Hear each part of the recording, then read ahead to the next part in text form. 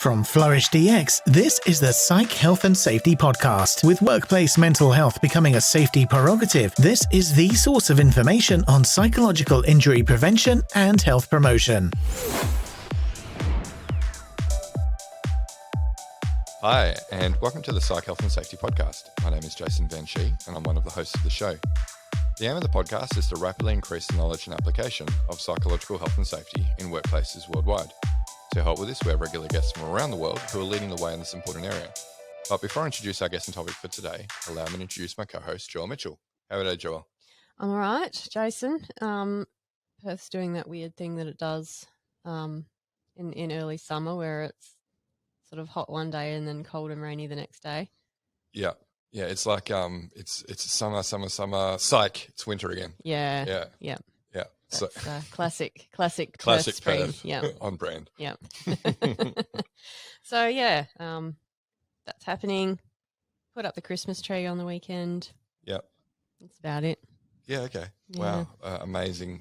The life and Low times key, of Joelle. no drama. This is good. It is good. It is Good for me anyway. Maybe not so much for the listeners. Yeah. And are you easing down into the Christmas period now? Are you already starting to disengage from work? You tell me. No. Better not be. No, we're doing lots. Yeah, we're doing a bunch of stuff. So live invites, Zoom calls on the regs. Got to be part of the Flourish DX community to get an invite to those. We've got a session in London that we're preparing for the 17th of Jan, and then end of Jan, early Feb in Brisbane, Sydney, Melbourne on a roadshow. So, we're doing the podcast, and we're actually working somewhere in between that as well. Yeah, we are doing some work, some actual work, yeah. Yeah, it's pretty hectic. I can't remember sprinting this hard into Christmas before. Normally I am starting to disengage myself at this point. So. Yeah, not this year. Not this year, no. Hey, speaking of which, we should probably introduce our guest in. Yep. Yeah, because I'm sure she's got better things to be doing than just listening to us talk about how busy we are. Probably. Okay. Well, look, this guest began her career as a police officer in Tasmania, including time as a police prosecutor and detective. She's also worked with Big Four consulting firms and has operated her own business. She has qualifications in fraud and financial investigation, government investigations and fraud control, and is currently completing a Master of Investigations at Charles Sturt University. She is Senior Manager at PKF Integrity. Welcome to the podcast, Sonia Hennessey. Hi, thanks for having me. Yeah, thanks, Sonia. So I believe you're a long-time listener, first-time caller. Is that right? Pretty much, yeah. Yeah. So I think I was saying earlier, I can't remember how long ago I came across your podcast, but it would be a couple of years, I think. And so the subject matter sort of initially interested me, and obviously in the last year or two, with some of the changing landscape legislation-wise, definitely some of the content that you've had has me listening quite regularly. Yeah, terrific. I'd like to hear that. I've seen you around the traps on LinkedIn quite a bit, Sonia, but this is the first time that we've actually spoken. So I'm interested to find out more about what you do, and I'm sure our listeners are too. Yeah, sure. So my career is, as you mentioned, started off in policing, and it spans, just a few years shy of 30 years, and predominantly all in sort of legislation investigation space, from policing to consulting. So I'm now with PKF Integrity. We're a mid-tier, I guess from an investigation perspective, you'd say it's a boutique investigation practice, but we're part of the broader PKF network. And I think the firm nationally just made top 10 in the accounting firm space. So we're a service line, if you like, our team to the broader PKF business. And our focus as a team is workplace investigations. And there's a whole spectrum of that, predominantly misconduct, which includes sort of integrity, fraud, as well as the behaviour misconduct. But outside of all that, we do risk advisory work in the integrity and moving into the behaviour space where it crosses over from a legislative perspective in that misconduct space. So day to day, probably about 80% would be workplace investigations, and then the other work is more that risk advisory. So helping business prevent fraud or prevent integrity breaches, and now looking at the compliance aspect of sexual harassment and bullying in the place, and sort of helping organisations look at what they might need to do to help prevent that from a structural sense. We also do have a whistleblowing and complaints management platform that's a big part of our business. So I sometimes help out with what the guys are doing in that space as well. So we've got a software package, I guess you could say, that's supplemented by qualified investigators who are the call takers for whistleblowing and workplace complaints. Can you give us a bit more about your sort of professional background that got you to where you are now? Sure. So it's in some respects I've just fallen into things and followed my nose a little bit. So yeah, as mentioned, I started in Tasmania Police. So way back when I was 21 and stayed. So I grew up in Tassie and the south of Tassie, so in Hobart. So I was policing there for nearly 10 years. And through sort of uniform policing, and then was a police prosecutor for 3 years, and then a detective in criminal investigations the last year. There were a few things that happened that I sort of thought I've had enough of policing, and I had the opportunity. My background, my dad was Greek, so I had a Greek passport. I did some travel, and that led me to go to Europe. And I worked for Contiki as a tour manager in Europe for 2 years, just had a complete break. And then I was in London and decided, I was looking for another change, and I fell onto an opportunity of doing what in the UK they call counter fraud work in the NHS. So I worked for a small audit firm doing fraud and integrity investigation work, and that was my first introduction to risk work and internal audit, which I had no clue what that was. And then I sort of worked for another 5 years in London, which included working at Deloitte. So I moved from that small audit firm into Deloitte and did more public sector, broader, so NHS, but local government and the higher education sector. So what we call workplace investigations was certainly what we were doing there. Then I moved back to Australia, moved to Melbourne. That was in 2009, and so 2010 I started with PwC, so still in the forensic, so that Big Four consulting space, and similar sort of work, fraud and in workplace investigations and risk advisory work. Then I had a little bit of a break and had children, and then that took me into workplace misconduct investigations. So I worked for another firm and didn't really do any fraud.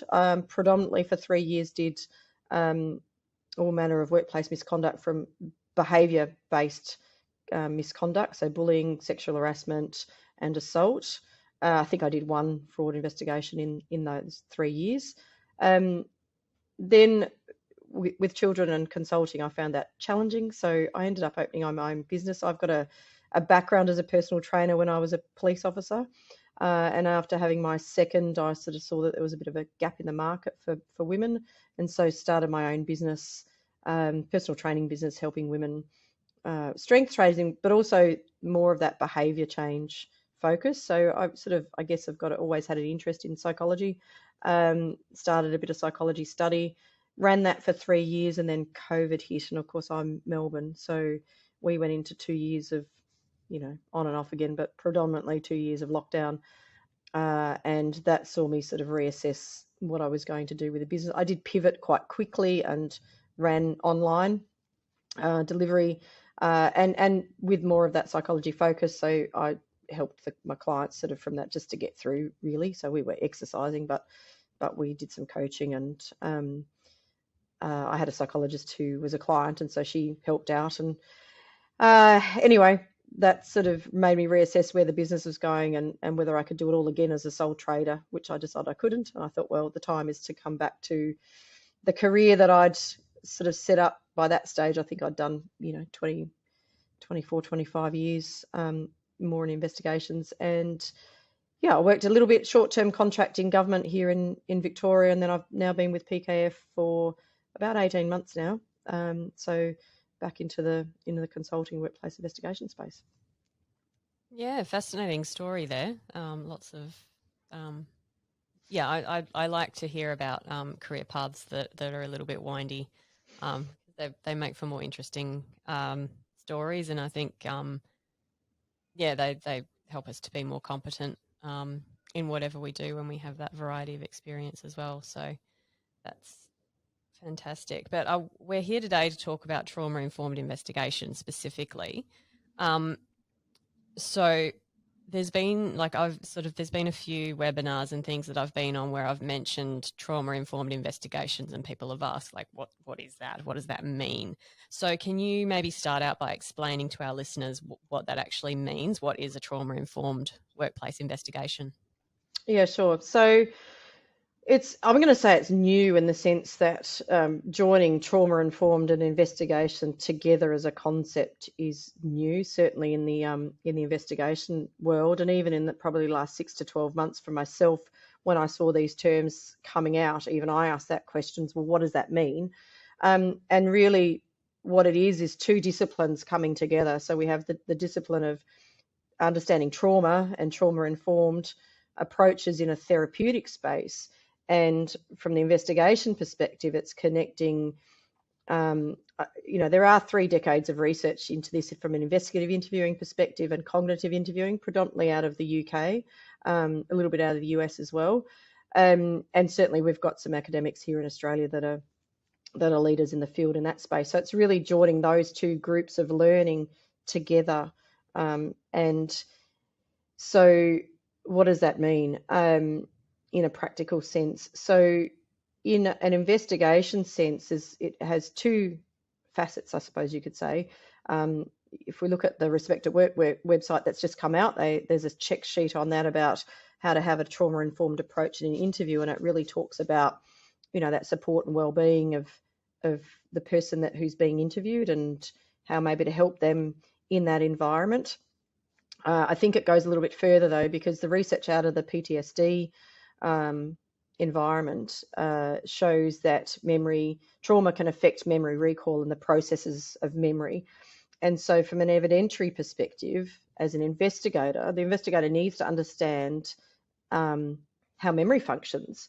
And that's the cognitive interviewing space. So any investigator who has been trained and learnt about cognitive interviewing as a core function of or core part of that is understanding memory, how the process of memory works, how we record information, and then as an investigator and an interviewer, how to best enhance that memory recall by questioning techniques. But it's not just questioning techniques, it's environment, it's the environment of the interview, it's building rapport with the person that you're speaking to.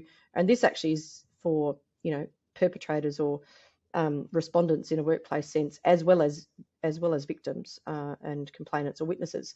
So it's joining those 2 together, and then from an evidentiary perspective, again, it's understanding when the investigator is interviewing someone, that if their responses aren't nice and in a linear fashion and nice and coherent from how they're providing their answers to the questions, that doesn't necessarily mean that they're lying or that they're lacking in credibility. It's the understanding of that they may have experienced some trauma, and that can come from both maybe what they've experienced that's being investigated, but also other aspects of their lives. So Sonia, what situations would warrant the use of trauma-informed approaches? So I think as a matter of principle and practice and how an investigator conducts interviews, I think it should be just a rule of thumb approach, I suppose, not necessarily saying, well, this is a trauma-informed interview and that's not, because as an investigator, you don't know what you don't know, and you don't know what the person's going to say in the interview. So because some of the principles really should be the same for any interview: rapport building, making the person feel comfortable. These are all proven elements of helping to get the best quality evidence out of a person, whether that's dealing with their memory or not. So some of these practices just should be rule of thumb around thinking about the other person and where they're at and how to make them feel comfortable. However, having said that, obviously there are some occasions where, going into the matter, because of the nature of the allegations, is it's more likely that memory is going to play a part. And in that evidence than not. For example, a fraud investigation, when you're interviewing a staff member about their not their involvement but their knowledge, you're more looking at process and policy and how that system works, and not necessarily memory recall. So yes, you still want to make them feel comfortable, but as an investigator, you're asking them to process, not memory recall in that sense, more that day-to-day, how does the system work? Whereas a bullying or sexual harassment matter, you are more likely to be asking questions around memory recall and trying to get evidence from a person. So that lens, you might hopefully make more accountability, or certainly as an investigator have it in the back of your mind. Really, the techniques are the same. It's more that as you go through the interview, you might be a little bit more aware of what's your next question, how are you listening as an investigator, and making sure that you've got that connection with the person that you're talking to inform how you run the interview. So I think that, like I said, I think it should be just a rule of thumb approach, but clearly in some circumstances more than others, which would be behaviour-based matters that have more of that lens of potentially trauma impacting the evidence. So what are some of those examples, Sonia? Yeah, so a really good example, I suppose, for me was last year we did a matter that was actually more of a culture review, but we took an investigative approach because the organisation in their people and culture survey had sort of, people responded that there was sexual harassment in the organisation, but that was the level of information they had. They didn't know where, they didn't know where the issues were. And so as part of our remit, we were tasked with trying to uncover that as to where it was in the organisation and then inform it from there. And this is the planning aspect. So from a trauma-informed approach, you probably, should do another layer of planning. So in that planning approach, I wanted to try to get people in the room, and bear in mind, we didn't know where it was. It was just using a lot of knowledge around. So with sexual harassment, we know that some of the key risk areas are male-dominated, decentralised, so away from central offices, young female employees, and using the knowledge of the organisation as well. So in this case, I worked with the people and culture, the senior advisors, because they obviously knew their patch and knew their organisation. And so that was a lot of planning went into, because we held some small focus groups. And when I say small, in this case, it was just two people. We were thinking 2 or 3 because I didn't want to go too big when we're dealing with a sensitive topic. And so I used a lot of knowledge that I've gained over from an investigation perspective, but from a personal perspective as well, around understanding what people might be experiencing if they have witnessed or experienced sexual harassment. So there was a lot of planning that went into these small focus groups with the people and culture advisors. And in that case, we used their knowledge around, so my guidance, I suppose, about these are the types of things that we're going to be looking at and the types of areas, who do you think we should have in this environment? The challenge for me with this particular one as well was the fact that it was remote. It was a Queensland client and I'm in Melbourne. So that was a little bit new, but then coming into the actual, so we had 2 people in the interview. Then coming into it, again, I went through my normal process, but when I say this is a process, it has to be genuine as well. Building rapport can't be a tick in the box. It has to be, genuine. So I have a genuine interest in what people have to tell me. So, and I'm genuinely interested in, their story. So we started with that, and I always, again, process-wise, go through explaining what's about to happen from an interview perspective and try to make the people feel comfortable. And I always say to people, I do all the talking at the start and then it's their role to talk after that. But I do talk a lot at the start. However, in this case, and part of it's process from a legal perspective, and part of it's an opportunity for them to be starting to make an assessment of me and whether they feel safe with me and whether they can talk to me and whether they feel like they can open up to me. So I went through all that process and where we're at and why we were there.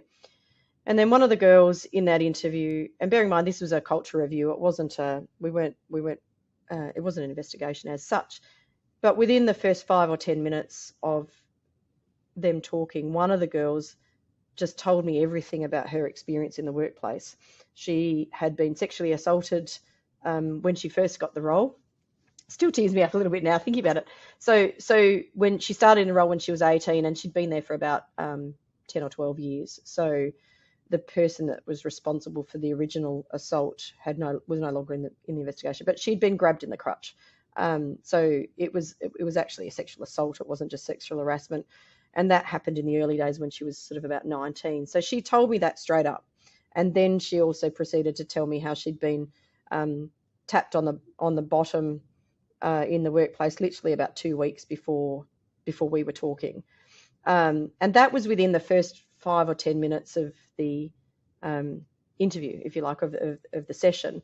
And obviously we continued after that and we explored what our remit was to explore. But the key point is that she wouldn't have told me that unless she felt comfortable and safe to tell me that, because she told me all the details. And I just met her. I hadn't met this person before. But by going through that planning process and understanding the organisation, understanding the types of people I was talking to and bringing all that into building that rapport, she felt comfortable enough to share that detail with me. And at the end of the session, which was about an hour, she actually thanked me for the opportunity. And I've had that a few times where people thank me at the end of the interview. So that's what it looks like in a sense of how you bring that knowledge in and make people feel comfortable to share what they have to say. I didn't know that she'd experienced that, before we went in there. And like you said, it wasn't even an investigation of a matter. No, we were.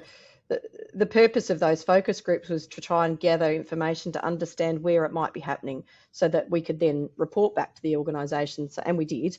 This is where it's happening. These are the pockets it's happening in. These are the workplace cultures you've got in these areas, so that the organisation could then respond. So I was just asking for their opinions around and their experiences in the workplace to help us inform that. I had no idea that, that I'd actually end up talking to somebody who'd been subjected to it. It was a powerful interview. But for her, like I said at the end, I think the fact that she thanked me at the end, at least it gave her a voice in that circumstance. So I think that's that's the key. It's, as an investigator, we're there to do a job, we're there to be impartial, we're there to gather evidence. But I think during that process, especially when we're talking about the impact of trauma, as an investigator, it's actually caring about the person who's in front of you and their well-being as part of that process. Hi listeners, Jason here. We hope you're enjoying this latest podcast episode. Now, if you're like Joelle, Alicia and myself and enjoy learning from the best, then the Flourish DX Academy is for you. The Academy includes free e-learning courses on the ISO 45003 standard for psychological health and safety at work, and associated topics such as how to conduct a psychosocial risk assessment and how to create the business case for psych health and safety. All courses feature high-quality videos, downloadable resources, multi-choice questions, and a downloadable training certificate on completion. Take your learning to the next level with all Flourish DX Academy courses included within the Flourish DX mobile app. Select podcast episodes from the Psych Health and Safety podcast and sister podcasts from Canada and the USA are also included. Get started with Flourish DX for free at www.flourishdx.com/get-started. That's www.flourishdx.com/get-started. Now back to this episode. Yeah, so so what you've described there, I guess, was more of an exploratory, as you said, a culture review. If you were actually doing a workplace investigation, say in response to an allegation of bullying or sexual harassment or sexual assault or something like that, what would that process look like, and how would that be different to, for example, a fraud type of an investigation? Yeah.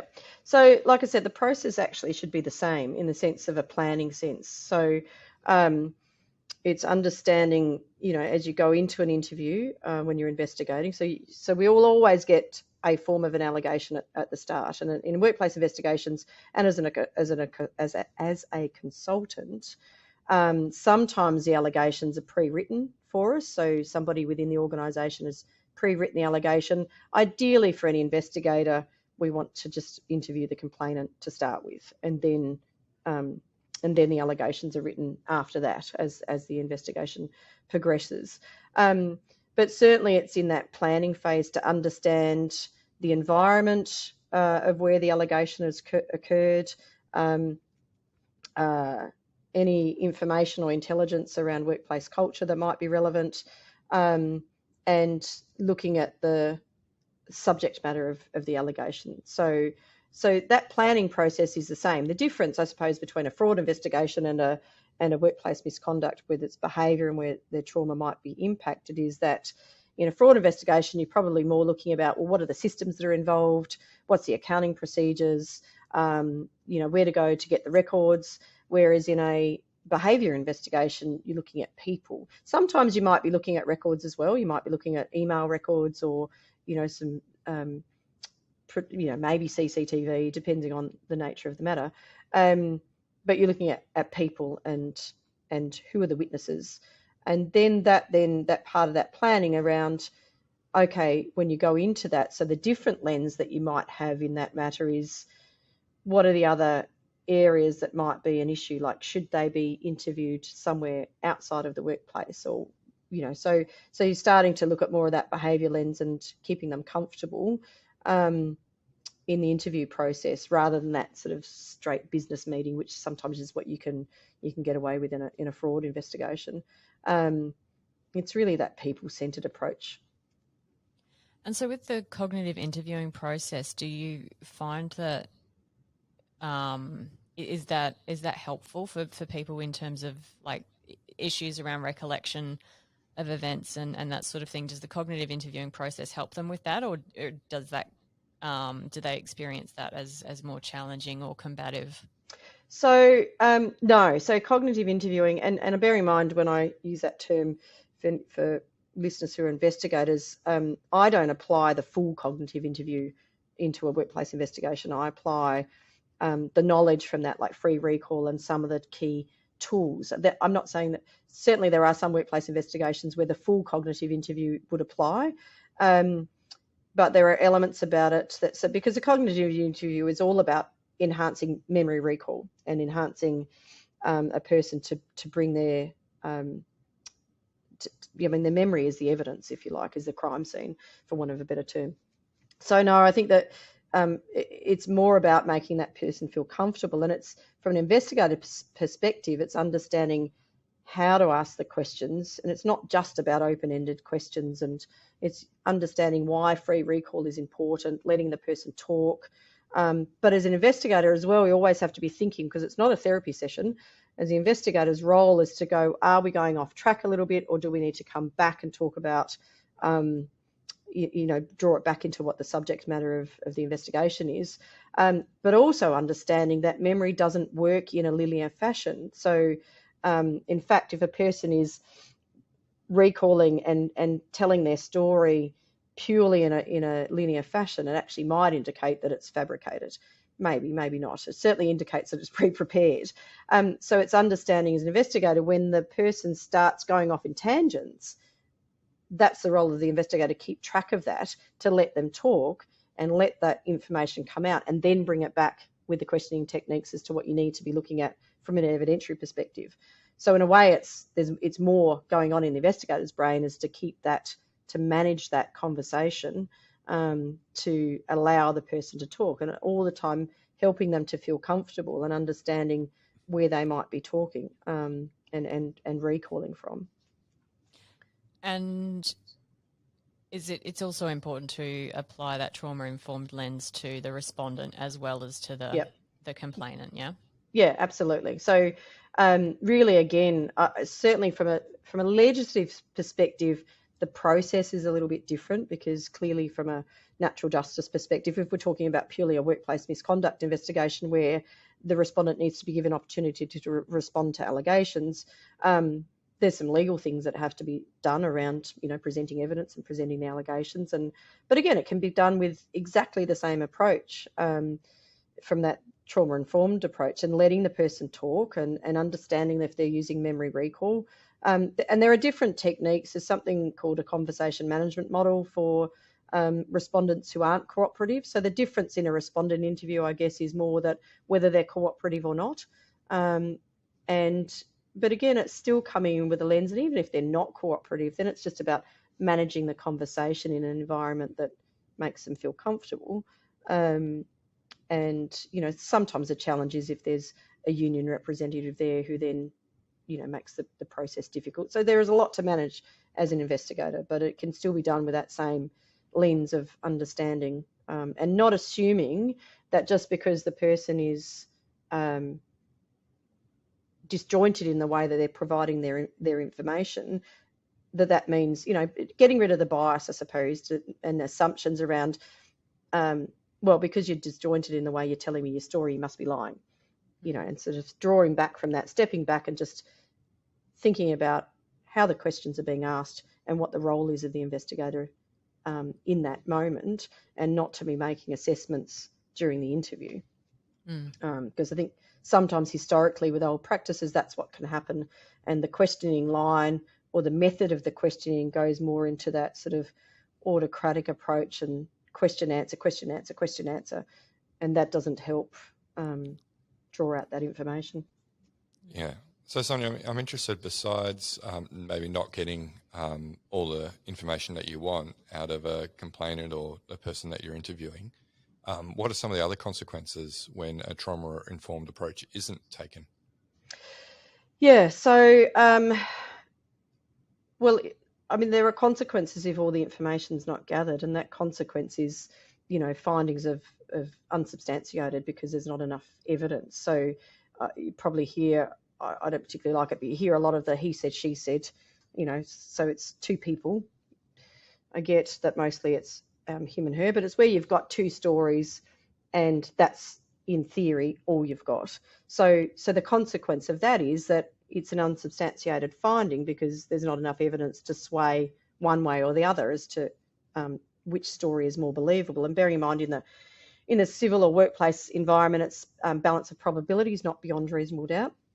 So it's really sort of what information tips the balance. And so that one of the consequences there of not getting that information out in the interview is that there's no further avenues of inquiry to follow up on. So it might not be rock solid evidence, but it might be other pieces of information that you can follow as an investigator that helps bring up corroborative evidence to what the complainant's saying, or credibility evidence that helps work out who's more credible based on the information they give. So then the consequence of that is that if the behaviour did occur and the investigation wasn't conducted in a trauma-informed way, then the person responsible for the behaviour is still in the workplace or doesn't have the opportunity for further training, or those sorts of consequences. The other consequence potentially that's coming is litigation. So where a person is subjected or with the new legislation coming in experiences a hostile working environment, and if this with civil provisions coming in, there might be litigation from a cost perspective in the civil courts. But also re-traumatisation of the victim or people involved, not just the victim. So where that trauma-informed approach isn't applied, and the well-being and understanding of the person through the investigation process isn't applied, then you have that potential re-traumatisation consequence. And, there's a book that's got a bit of attention recently, witnessed by Louise Milligan, who now that's about the criminal justice system and the experience of victims through that process. But there are some similarities in the workplace environment because the process is very similar in a sense that witnesses are interviewed and a report is done and findings are made, and sometimes if there's a dismissal and an unfair dismissal, then the Fair Work Commission hear it. So there's some similar principles, and the person who's experienced that conduct in the workplace may suffer that re-traumatisation. Similarly, if the respondent isn't treated with some sort of respect in the same manner, then they suffer stress and traumatisation as a result of the investigation process. So there's a lens that maybe hasn't been applied yet on workplace investigations in how they're conducted and those psychological consequences to the workplace. It's kind of just, oh well, that's just part of the process. Whereas I think that's a potential consequence, and I think it has been a consequence. Yeah, and I know a few colleagues who are actually either working in this area or looking into this area currently. So yeah, I think you're right in that it hasn't always been a lens applied, but you can very clearly see the direct impact due to re-traumatizing the person, and also the longer term impacts if the work environment isn't improved when they go back into it, because there hasn't been enough evidence to actually force the employer to make changes. Yeah. So for organisations who are sort of realising that this is something they need to do, what steps should they start off with, do you think? Well, there are some challenges here because, like I mentioned at the start, there's we've got two different disciplines of information. So there is no course out there that is a trauma-informed investigation course. It doesn't exist. However, a good starting point, well, first is looking at, right at the very start, is what's the process for investigations, and process for response. So because at the moment we've got different pillars, if you like, around workplace investigations. So we've got integrity matters, which if they're government, there's public interest disclosure legislation, there's formats around that. There's whistleblower legislation in the private sector. And so we've got these different pillars of response. So the first step would be understanding that response is how is that going to be coordinated? And if a matter in the OH is lodged in the OH&S space as an incident, how does that then come across into the misconduct space? And then from there, it's looking at, because sometimes investigation's not always the first step. For a fraud matter, it might be, but for a behaviour matter, a formal investigation might not be the right step. It might be mediation. There are other avenues first. So it's looking at how is that managed before it gets to investigation. Is there a better way of responding than simply going straight to investigation? And then if it gets to investigation, then it's looking at who's investigating it and what's their capability. So somebody who has only ever worked in an HR advisory space and it happens to be doing investigations may not have the right training to be conducting a workplace misconduct investigation, certainly to the level of trauma informed. So I think there needs to be that looking at the process and then looking at who's doing the investigation. And from a training perspective there, because again, like I said, there's no course at the moment specifically that's a trauma informed, but being trained in cognitive interviewing is certainly a really good start, because it's not very difficult to join the dots once you know and learn about cognitive interviewing and everything that underpins that, and then understanding the trauma research and how that's affected memory. Like, it's really quite easy to join those dots. The training needs to come in that for the investigator is understanding and how to apply the techniques of cognitive interviewing and the knowledge around that and how to apply that into the workplace. So here in Australia, I think there's some businesses that may do that training. So, for an internal team, and we may look at helping businesses do that. For an internal team, again, it'd be looking at the investigators. What's their background? What's their training? Where do they need to be enhanced? Sorry, Mike. And if it's again, it's just looking at who's doing the responding and looking at their background. If it's going to be an external investigator and outsourced, again, asking those questions. We want someone who understands trauma, because again, lawyers do investigations and aren't necessarily trained. They're trained as lawyers. They're not necessarily trained in investigation or interview practices. So it's looking at the process, looking at when investigation is going to be outsourced, but ultimately asking that question about who's going to do it and what's their, how do they apply? And you can't look for a specific course. So it's asking questions like, well, what techniques are the investigators going to use? And really that, if someone's talking about memory and cognitive interviewing, they've got a pretty good idea of what needs to be done. So it sounds like what you're looking for there is a combination of some training and experience in cognitive interviewing, as well as an understanding of the impacts of trauma on memory and how that would affect an assessment of credibility. Yeah. Sonia, it's been fascinating insight into trauma-informed approaches for investigations today. And I guess, it's broader than, like you say, than just investigations. We need to have that mindset with any kind of discussion that we're having within an organisation, particularly those that revolve around behaviour or culture, because we don't know what might come up in a conversation. But one of the questions that we like to ask all of the guests of the podcast is, looking into the future, what would your hopes for the future of workplace mental health be? I think just more knowledge and awareness out there, I think. I obviously work more in the investigation space. Certainly in our space, it'd be nice to see, there is no, it's not a regulated field, workplace investigations. There's some law and employment law around fair process, but as far as conducting an investigation and how you do that, it's not regulated. There's no courses out there. There's some certification courses, but not in this space. So I think more push, and potentially this will come from the marketplace and the regulators as well, so that there's more awareness of understanding trauma and behaviour generally in the workplace. And sort of, we've certainly come a long way in the last 20 years. We certainly weren't having these discussions even 10 years ago. So bringing up that awareness and bringing up the awareness that I think there's a mindset sometimes in some investigators that are like, well, we're not therapists, it's not our role.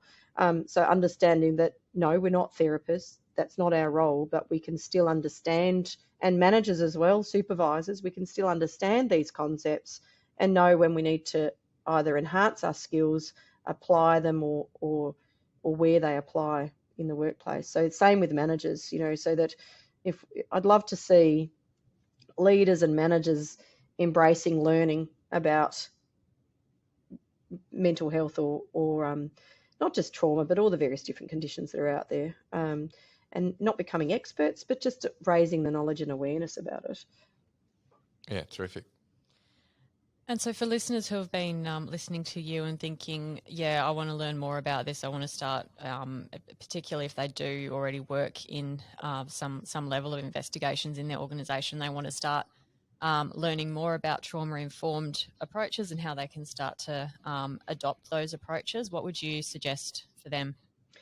So first off, it depends whether they've done any actual investigation course. If they haven't, every state's there's a few online providers in the base investigation course. So here in Victoria, it's a Certificate 3 in I think it's called investigative services. So it's the base requirement that's necessary to become licensed, and most states have something similar. So if that's not been done, definitely that from a process perspective. Then I know here in Australia, out of, I think it's Griffith University in Queensland, Martine Powell runs, it's called the Centre for Investigative Interviewing. So she's got some online courses that are a good start. Her unit focuses mostly on vulnerable witnesses, which is children and people with disabilities, which again, if people are in that space, then absolutely they need to do those courses. If anyone's investigating matters where there are children or people with disabilities, then that's another layer again on what we've been talking about.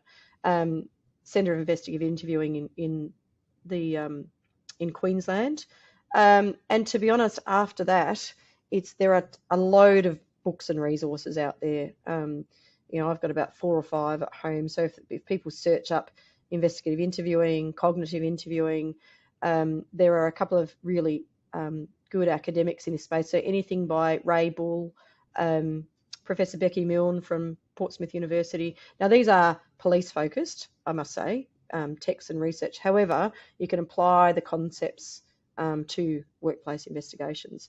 So really just becoming a thirst for knowledge. So starting with that, looking at the base training that's been undertaken. Now, I do also know in Melbourne, for people who are in the employment law space, because I've started this myself, it goes to a master's, graduate diploma in employment and labour relations law. So there's a workplace investigations unit in that course. And I know that they cover a bit of a trauma-informed approach. So it really depends on the background of the person, and looking out there to sort of increase that base knowledge. Fantastic. That's some great pointers there for listeners who are keen. So thank you for that. Yeah, thanks, Sonia. Hey, Sonia, it's been like I said, a fascinating discussion. I've learned a lot more myself about trauma-informed approaches to investigation. So thanks for unpacking that with our listeners and sharing some great resources as well, so they can continue their learning. Excellent. I hope it helps. I'm sure it will. So, listeners, that brings us to the end of today's episode. Remember, we do video these when we do have our interviews with our guests, so you can check out the videos on the the YouTube channel for Flourish DX. We'll also take some short clips from this episode, as we do with all our other episodes, and put them on the Flourish DX LinkedIn page. And look, while you're over on LinkedIn, Joelle and myself are frequent there, as does Sonia. So feel free to reach out to all of us if you'd like to continue the conversation. But that's it. We'll catch you next episode. You've been listening to the Psych Health and Safety Podcast. To stay up to date with the latest on psychological injury prevention, follow Flourish DX on LinkedIn and subscribe to the Psych Health and Safety Podcast at www.psychealthandsafety.com.